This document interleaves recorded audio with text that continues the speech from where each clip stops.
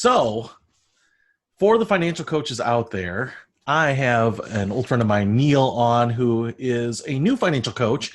And because so many people are kind of going through this process of becoming financial coaches, and then I think really struggling with how to get clients, not to work with them, but just how to get clients for those first few meetings. And you have had some success now bringing some people on board. And I wanted to dive into that a little bit. So I didn't want to bury the lead here, but I did think it would be important to talk a little bit, very briefly, about your journey to becoming a financial coach. And so I wanted to ask you, you were doing some work, especially when we first got connected as a health coach. Can you explain a little bit about what a health coach is or does? Yeah, so I've worked as a wellness coach first, and we go into corporations and businesses and any type of company, whether it's manufacturing, or corporate or trucking or construction or nursing home, and I basically just go to every single employee in the company one-on-one, and I talk to them about their health and wellness. So some of the common topics that employees are interested in improving and setting goals and working with me on are things like blood pressure, cholesterol, diabetes, exercise, nutrition, sleep, hydration, stress management, weight loss, and hundreds of other topics, but those are some of the more common ones. So it's kind of like a benefit for employees at the workplace that maybe the health insurance company gives the company a discount for offering the services, and then maybe the company pitches in a little bit of money, and then the employees can have free consults with me at any time, as often as they'd like. Excellent, excellent. And so you're really working with people to help them get healthier, to improve kind of their whole life, and and taking it from the physical aspect, right? And so I think when people hear that, it makes a little bit of sense how that might lead into financial coaching. But there's an intermediate step in there too, and we end up working together a little bit, and you get introduced to financial coaching.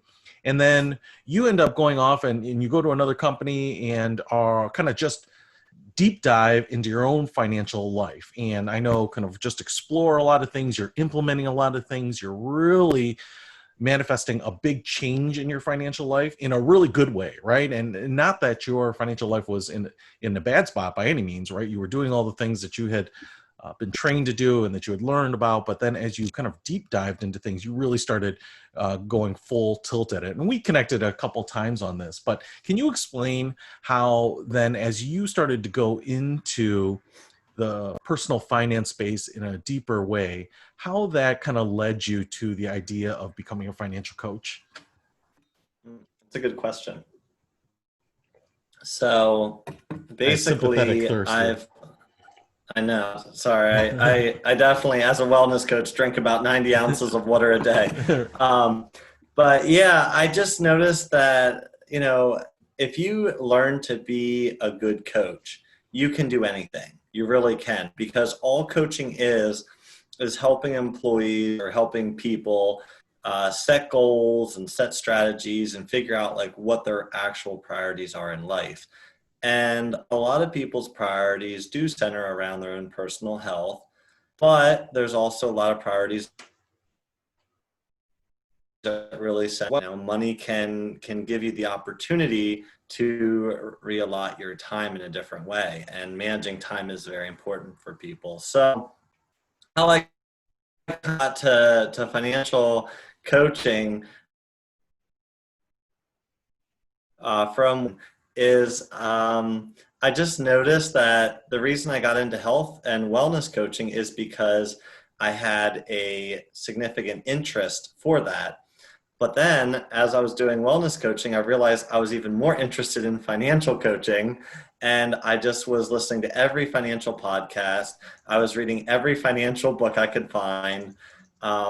I was meeting with other people who were financial advisors or financial coaches or had other interests in finance. I connected with Facebook groups, and I was chatting and answering people's questions every day, and other people were answering my questions.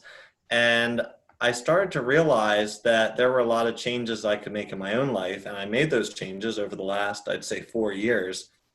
And one of the aspects that didn't make me, in my opinion, as good of a wellness coach as some other people that I worked alongside was some people had kind of been at the bottom with their health, you know, and they had made drastic changes. See, I feel like I was just a healthy person. I always managed a healthy BMI. I always exercised. I always watched what I ate.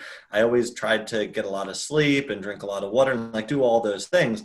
But I had other wellness coaches that clients could really relate to better than me because they had lost 100 pounds, or they had quit smoking, or they had went from eating food every day to eating more fruits and vegetables. And I couldn't always relate as well. But with finances, I have been in debt. I have had a negative net worth. I've done every single thing wrong you could do financially.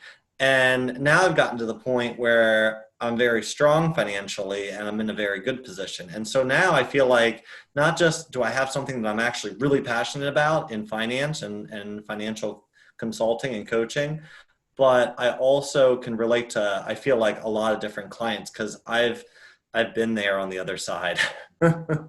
Yes, that's awesome. And I think I've done a video called Knowledge Doesn't Produce Authority, the Experience Produces Authority, right? When you can say that, hey, I did something and this is the result I got, as opposed to saying, this is what I have been told will happen if you do some of these things. And it's not necessarily that it's wrong, but it's so much more inspirational, right? And I agree with you, in many ways. I grew up in a household where my father was a certified financial planner. And so I knew a lot of things. And yet I came out of college with debt and I started making bad financial decisions, not because I was missing the head knowledge, but because I just thought things would work out. And it wasn't until I learned that I had to be very proactive and figure out mechanisms that were going to work for me that, I was able to turn kind of my experience around too and start really working towards something. So that's pretty awesome. Now, so you decide, so you're in the space now that you're getting inspired about finances. You are helping people on the physical side of things. Now you're saying, hey, I've found a lot of value and I'm paraphrasing here and correct me if I'm wrong. I found a lot of value in exploring and using these tips, tricks, and tools to improve myself financially. And I want to share those with people. So now you've kind of decided you're starting to go down this road of becoming a financial coach. What is the process now that you've gone through to actually become a financial coach? So I did want to get a certification, so I did go online and I got a certification. So I'm like a certified financial coach, but definitely not necessary. Um, Basically, just putting in a plan in place of how I can do coaching, because just like wellness coaching, you don't need any specific certifications or anything like that. You just need to know how to attract people that are interested in coaching with you. So like the marketing, and then also you just need to have a plan in place on how to um, get people to where they're looking to go. And I know that's very general and hard to be specific, but basically just being able to realize how you're going to help people and where you're going to help them. Yeah, and and especially when you're starting in any business, really, part of this natural market that usually leads to some of our first clients or people that we know, kind of first level contacts of, associates of ours, people that we're introduced to, whatever it might be. How did you go ahead and get your very first client? What was the path to lead to that? That's an awesome question. So basically, I am so interested in finance, for several years now, and I was just talking about it all the time.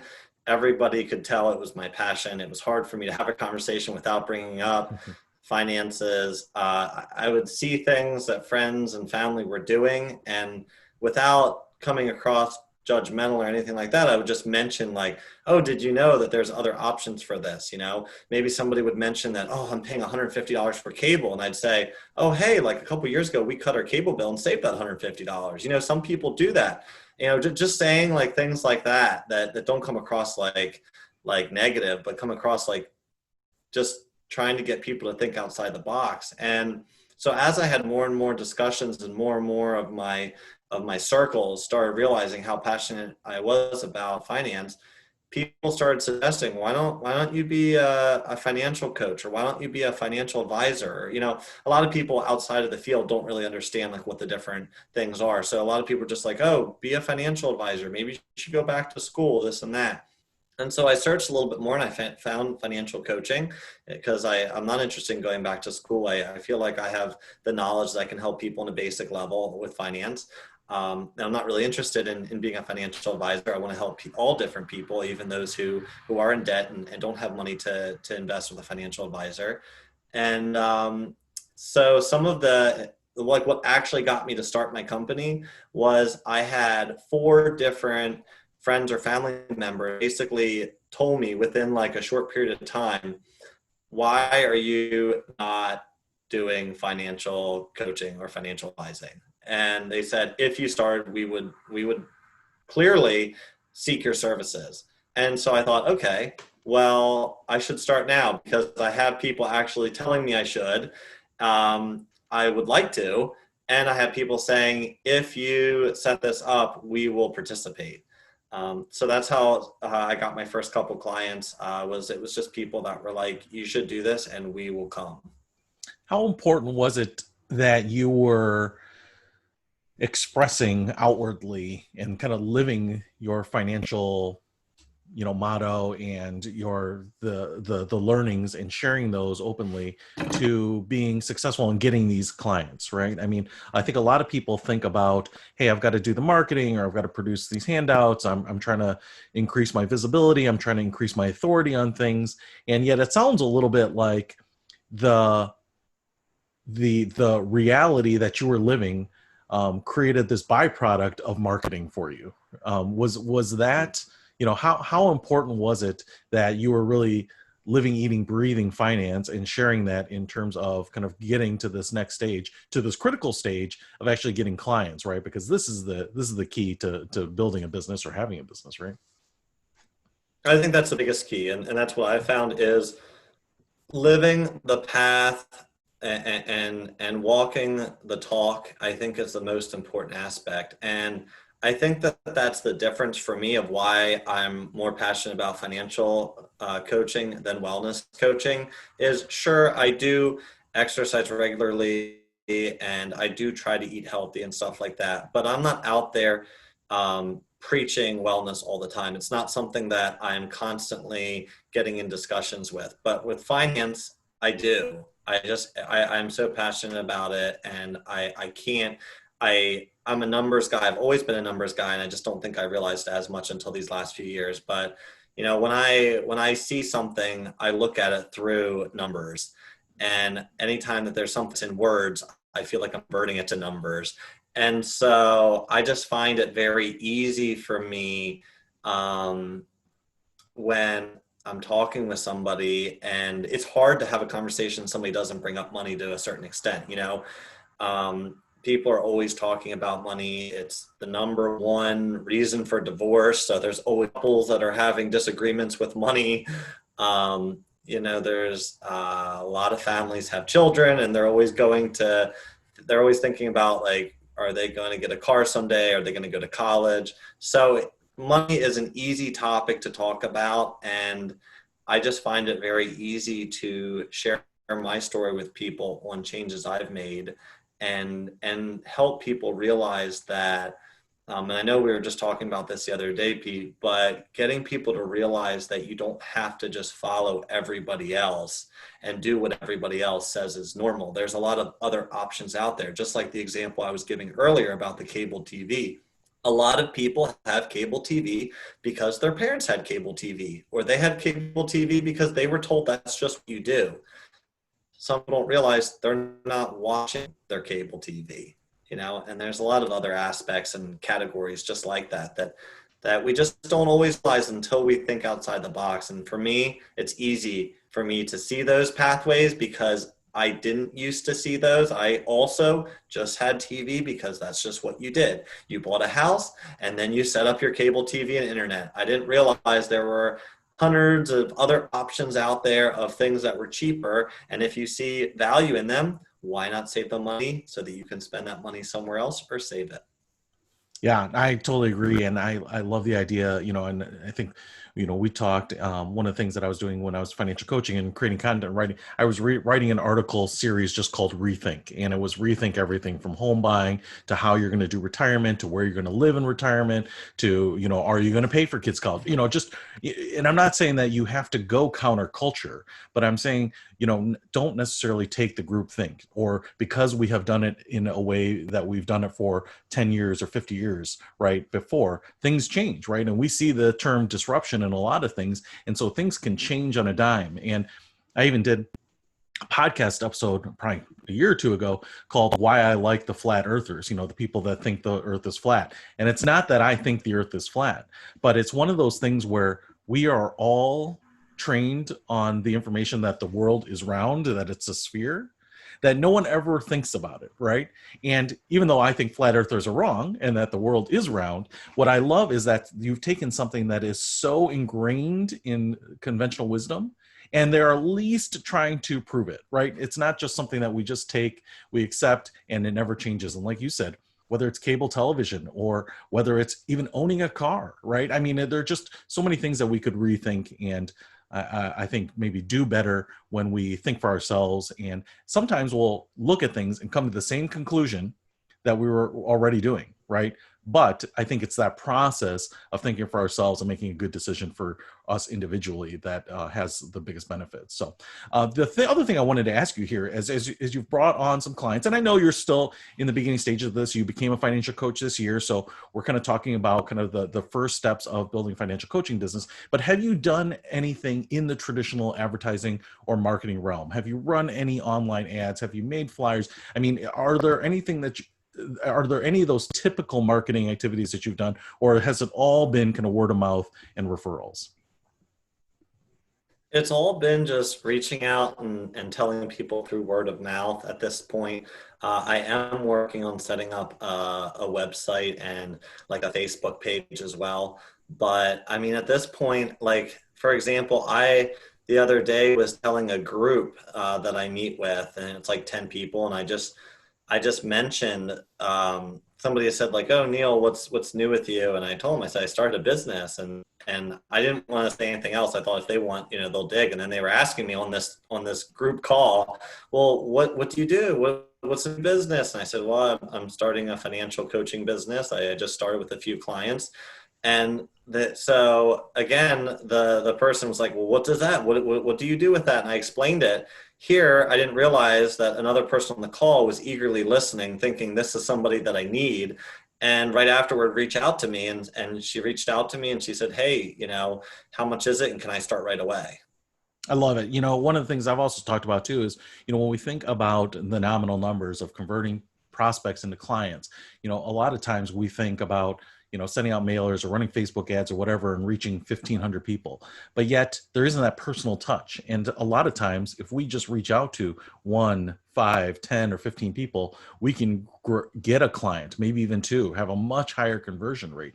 And yet that is kind of an old school way of thinking about sales. And so a lot of people want to stay digital. And I think a lot of people really, really struggle with this. I get a lot of inquiries about, what should I budget from, an ad standpoint to run ads and Google ads and stuff like this. And I also think it's really interesting that you're kind of focusing on bringing in the clients and working with them.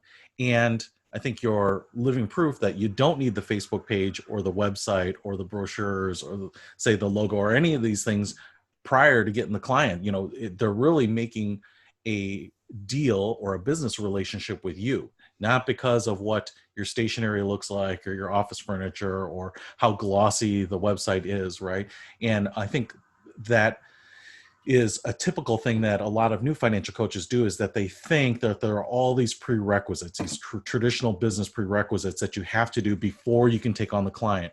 And because you're missing these, that's what's leading to this vacuum of clients, right? And lack of prospects. And I think that's kind of an excuse for why we're in a place where we are. You don't need those. Now, if you have them, great. But a lot of people think that once they build it, and I used to say this to financial advisors, just because you sign up and get your phone number and a phone connected does not mean it rings, right? That is the result of the effort that you put in and kind of the authority that you build. So let me ask you this too. We talked a little bit as you were kind of going through this process of getting ramped up, and you were getting some inquiries from people and kind of thinking about the financial coaching. But what concerns did you have going into financial coaching? What were the things that worried you the most about kind of going into this discipline? Yeah, it's just all those things that you think of that makes it feel like so much work. You think you need a website, and you think you need business cards, and you need to start with all these clients, and And you mentioned you think you need to, certifications too, right? yeah, certifications, and setting up your business as an actual like LLC or something like that. You can start a business easy as sole proprietor without a business number. You don't need a website. You can literally just start going out talking to people and tracking your income and expenses.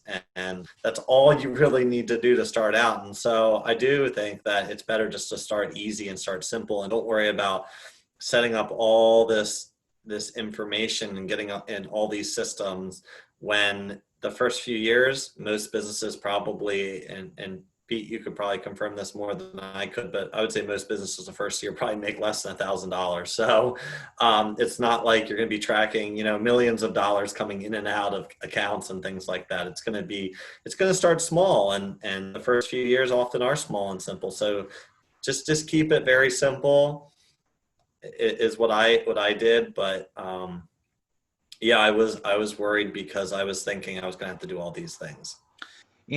And now that you are kind of past that, right, and you've kind of broken the ice with clients and cracked your first egg to make your omelet, what have you learned about now actually working with people in what might be a little bit of an unfair advantage for you because you have some health coaching and the wellness coaching background, but now that you've kind of gone at it from the aspect of financial coaching, what have you learned about this particular role?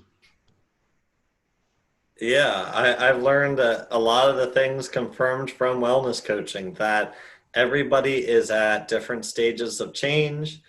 Everybody is totally different. Something that's very important to me will be not important to them. Something really important to them will not be important to the next client. Um, so I've noticed many very different discussions. When I got into wellness coaching, or health, I'm sorry, financial coaching, I thought I would just be talking to people about budgeting and saving money, but I find myself talking to client aspects of finance that I know a lot about, and areas of finance that isn't things that I currently am very involved with. So, luckily all the normal principles of finance still apply, but kind of digging in with the client and providing them value. That's all that people really want is value. They don't want to feel so stressed about a situation as well, and then just trying to help them understand the areas of the problem that they're not realizing. And I think that that's one of the biggest values that I can provide to my clients is, in any investment or in any budget or in any idea with money, there's always things you don't know that you don't know. Hmm. And, if somebody's looking at putting all their money in an overseas investment account, or buying a second or third rental property, they may not understand some of the components of that I can educate them on.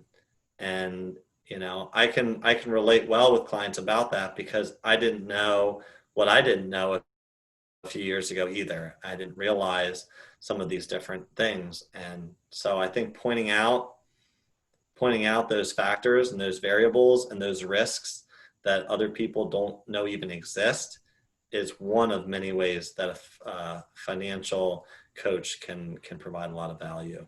Mhm. Well, and another great point, because I think too, I've talked about that, we don't want to fake our way through conversations either. If we don't know, there are so many things, and I was going to do a video about the Dunning-Kruger effect, but there are so many things that we don't know. No matter how long you've been in an industry or a discipline, how much you've read, how much experience you have, some of the best experts in their field constantly say they're learning. There's just no way you can know everything about everything. And so I think that, is one of the things that a lot of financial coaches or a lot of people who are new in any discipline kind of obsess about is what if they find out that I don't know something? And I think we call it the imposter syndrome.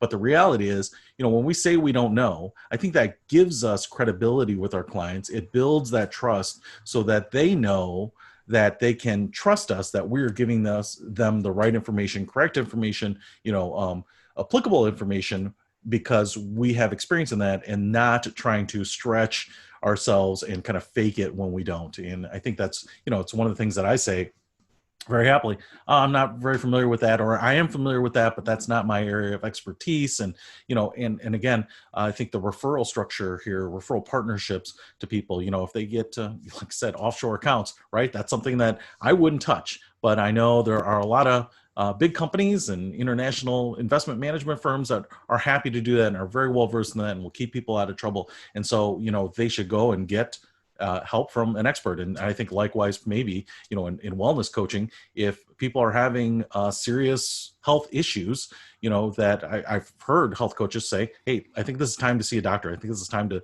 talk to your nurse line or someone who's licensed in this, because, these are things that you need to take care of right away and have that duty to warn.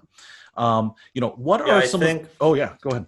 Yeah, I think clients, it's important to help clients understand that we are not the person that has all the answers. We are not the expert, but we know of a lot of tools and resources and experts that we know who to go to, and that's the great thing that you can do as a coach is you can know, okay, I think you need to see a real estate lawyer. Okay, I think you need to see a family lawyer. Okay, you need to see a financial advisor for this. Um, you need to see somebody who does trusts and things like that. So I do think that provides another area of value is clients know that we have a lot of tools, resources, and people that we can refer them to, and we will refer them to the right people. Because the last thing you want to do is just go to the wrong person and then end up paying 3 different people for one problem. Yeah. Well, and I tell you, I mean, some of the things that we don't think about, I refer people to psychologists and psychiatrists, to family counselors, to marriage counselors, and so, there are a lot of times when, we think about kind of the financial roles and the financial sphere and the continuum there, but sometimes that underlying problem or the root cause of things is not necessarily a financial issue, right? Sometimes it's that relationship with money, or sometimes a relationship with a spouse or a partner, and, maybe a shopping addiction, right? Addictive personalities and those types of things. And that's not in my wheelhouse, right? And what I want are people to see change and get the help they need. And if that means it's not me and it's not paying me, that's not my top priority, right? It's helping people figure out what the best path for them is. So I really like that. Now, one of the things I haven't really disclosed this to a lot of people, but when I first came into financial coaching back in 2011, I think there wasn't a lot of material on financial coaching. It was kind of a newer discipline. And so we borrowed a lot from the health and wellness coaching space in terms of kind of trying to design things and experimenting with things. But I've never been a wellness coach in particular. You have kind of the unique viewpoint of having done both and doing both. So, so we've seen some of those similarities and some of the things that it's helped prep you for in a way that some people who don't have that background aren't going to have that advantage that you do. But now that you've done both, are there differences here? Are you finding, differences in the way you engage or how you communicate, or, the goals or resistance to certain things, or are people more motivated or less motivated? What are the differences that you're seeing between your wellness coaching clients and your financial coaching clients? That's a really good question. I think I'll be able to answer this a lot better in another year or two. I think there's more topics and more questions about finance. Some of the similarities is just like not everybody, but a lot of people think that they're the expert in health and wellness. There are a lot of people that also think they're the expert in finance. Um, and some of those same experts are, are people who are in debt, just like some of the experts are maybe people who don't practice healthy habits as well. Um, but I do feel like there's a lot more topics you can talk about in finance. Like I said, some of the common topics in wellness I mentioned earlier, there's 8 or 10 topics. And a lot of the clients I do talk to want to talk about exercise and nutrition. Those are two very common topics. Um, and that may dominate more than half of the discussion. Um, with finance, yes, maybe you're talking about common topics like debt and savings, those kind of parallel calories in and out for nutrition and exercise. But with finance, there's so many other discussions, so many other topics, saving for retirement, how do you look at money? There's just so many different ways. And I just feel like with health and wellness, everyone to a certain extent, I think, knows that exercise is good, sugar is bad.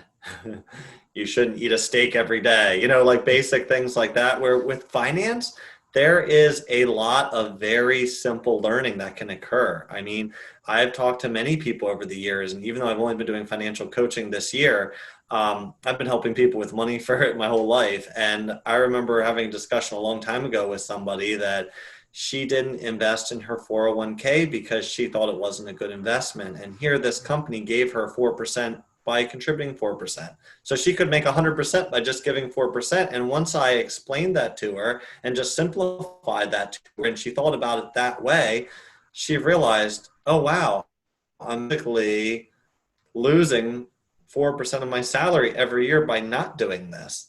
But she was worried about, well, the stock market's risky. What if I lose 50%? Then this 4% they're giving me is only 2%. But it's like, it's still 2% of free money, So I just feel like there's a lot of very simple wins in finance, a lot of things that people just don't realize. I've had so many discussions, like I was saying earlier, with people who have cable, and they're paying tons of money. I mean, you'd be surprised. Some of these cable packages are $200, $300, $400 a month. And some of these people don't even watch it, and they never even thought. I mean, that's an easy way to save $2, $3, maybe even $4,000, So, yeah, I love those easy wins. Yeah, I totally agree. And I think there are a number of like kind of tips and tricks and the specifics of things, whether it's canceling cable, can be an option. And, I've cut the cord myself. We use a streaming service, but in some cases, people don't want to cancel cable. And there are some tips to try to get cheaper cable, sometimes by just calling your cable company and asking if you're in a contract, because that for customer service reps will often trigger them to bounce you to a customer loyalty representative who can then negotiate, a lower rate, right? So sometimes they can, and I've seen shocking things, right? And actually, when I cut my cable, I actually called. I had no intention of staying with my cable company. I knew I was going to cancel, but I called them and I said, "Hey, listen, I don't think I have a contract or anything, right? I can cancel." And they bounced me to a customer loyalty person, and I was paying like you, I think about $150, $160. It was pretty hefty. And it was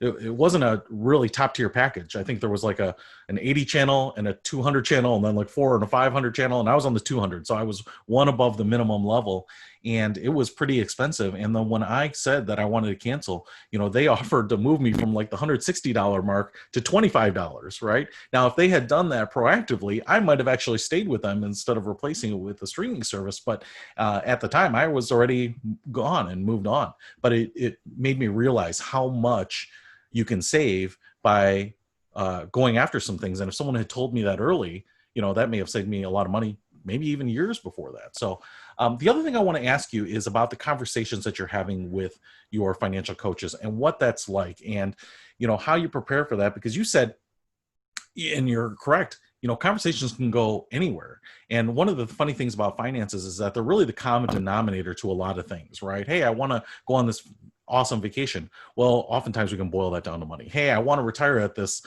age. Okay, well, sometimes we can boil that down to money, right? So money ends up becoming kind of a common thread between a lot of particular goals in life, but there are a lot of ways to do it, and they can be very varied, and people can come in with different amounts of motivation. And I bring this up because, in wellness coaching, I've seen a lot of kind of more strict like coaching frameworks, identifying the goal, identifying the motivation pieces, identifying accountability partners, identifying some of the to-dos and the milestones and some of these things. And how different is it when you have, like you said, maybe more disparate things that can come up in a financial coaching call? And are you seeing differences? Are people more motivated in financial coaching than they have been in your wellness calls? What are the differences that you're experiencing specifically between those two interactions? Yeah, that's a really good question. I think that people from my early on, and again, I think I'll be able to answer this question better in a few years. I think early on, people are more willing to make changes for finances than they are for wellness. An example of a change for wellness might be going from not exercising to exercising 3 times a week, but that takes a lot of time. You're exercising, you're showering, you're changing. That could take 3 hours in your week to make that change. A big financial change could be putting from 1% in your 401k to 10% in your 401k. That takes only a few seconds, and it could potentially save you 100,000, maybe even $1 million in your lifetime. So I think some of the changes are things that, people want to make changes and they want to improve their financial situation, but they don't know how. And they're scared. It's that whole idea of you don't do something until you fully understand it. So I can help somebody fully understand their 401k and understand what is in the 401k and how they can contribute and how they can do this. And I think a lot of people are just scared to push the trigger because they just don't have the confidence. Yeah. Maybe they've been wanting to open up a Roth IRA for the last 10 years, but they're like, oh, but I don't know where to open it. And I don't know how to open it. And that just seems like a lot of paperwork. And then I don't even know, what do you have to invest in something in a Roth IRA? So by just explaining like what some of the options even could be and what is common, all of a sudden they're like, oh, I didn't realize I didn't realize it was that simple. That it only takes a half an hour to open up an account, and it's only like one form and this and that. I agree. And I've said this before too. I think a lot of us want to stay very high level. I've tried to educate myself on a lot of things. And so you think your value is maybe always a strategy, but sometimes I have to dive deep because it's not the situation where I don't know what I'm supposed to do. Open a Roth. How do I do that? And so sometimes I'll spend time like, hey, this is how you can do it. Where are you investing? Your 401k provider is Fidelity. Let's log into the Fidelity website and let's see what they have to offer. And this is okay. So up here where it says open a new account, right? You'd follow that. It's often telling people to do something is a lot different than showing them how, right? It's very easy for me to say, hey, you should post videos on YouTube or on Facebook. Okay, I'm sold. I'm motivated. How do I do it, right? And this information gap is sometimes the big problem. So my final question for you here, Neil, too, is now that you've kind of gone through this process, and I get it that it's early, but one of the great things about what you're doing is you've kind of made this decision to get into it. Now you found clients in a fairly short period of time, right? I think this is the biggest hurdle, right? The biggest barrier is usually just finding those first clients, and so you've hurdled that because now it's a rinse and repeat type of situation. But knowing the process and kind of looking back on the last few months here that you've kind of gone through this transition and this business building, is there anything that you would have changed? Is there anything that you look back on and you've been like, oh, I wish I didn't spend my time on that, or I wish I'd spent more time on this, or I wish I'd just gotten into this? Is there anything that you would have focused on or suggestions for people as they're kind of thinking of going along this path that you've already gone on? I don't think I would have done anything different because I think that the timeline worked out well for me. But I do think that one mistake that I see a lot of people making, it's like what we talked about earlier, is just get started. Don't worry about the website and the business cards and having 100 clients and having a name for your company and all this stuff. Just start saying what you do to people and start explaining it to people. And eventually the clients will come. You can always work on the website and stuff like that. I don't even have my website out. I've been working on it for off and on for a month, but I just haven't been really motivated to push it out yet. But I am excited to get that set up because I think that that will help continue to build trust with people as my network expands, and it's not just friends of friends, but it's friends of friends of friends who have no idea who I am. I want to have a website to be able to refer them to that explains everything. So yeah, I don't think I would have done anything different, but I think you just have to get started and you just have to go with it.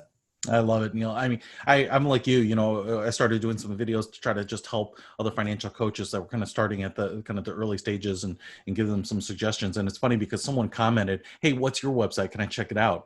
And I realized since 2011, I've never built a website for financial coaching for myself.